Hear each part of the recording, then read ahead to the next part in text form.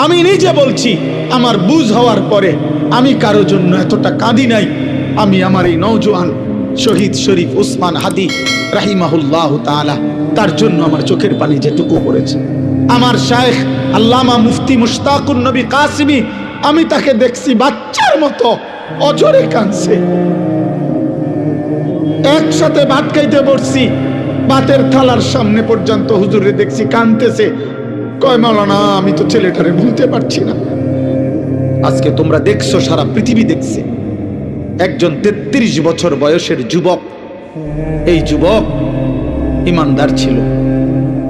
আমার প্রিয় ভাই, আমার কলিজার টুকরা ভাই শহীদ শরীফ উসমান হাদি রাহমাতুল্লাহ আলাইহি, এই নওজোয়ান ইমানদার নওজোয়ান 5 ওয়াক্ত নামাজ সে পড়তো প্রতিদিন। খুদার কসম, ফজরের নামাজ সে জামাতে পড়তো।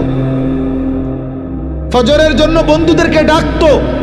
ফজরের নামাজ পড়ে তার সংসদীয় এলাকা, যেখান থেকে সে স্বতন্ত্র প্রার্থী হতে চেয়েছে, সেখানে ওয়ার্কিং করত। যেদিন গুলিবিদ্ধ হয়েছে সেদিন তো সে জুমার নামাজ পড়ে আল্লাহকে সেজদা দিয়ে মসজিদ থেকে বাইর হয়েছে। এর কিছুক্ষণের মধ্যেই সে গুলিবিদ্ধ হয়েছে।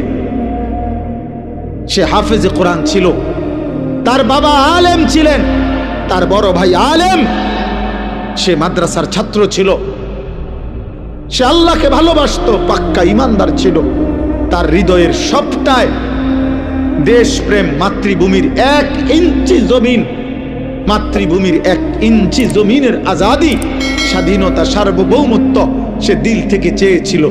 তার বক্তব্য এটাই ছিল যে আমি আমার মাতৃভূমির 1 ইঞ্চি জমিন আমি কাউকে নিতে দেব না।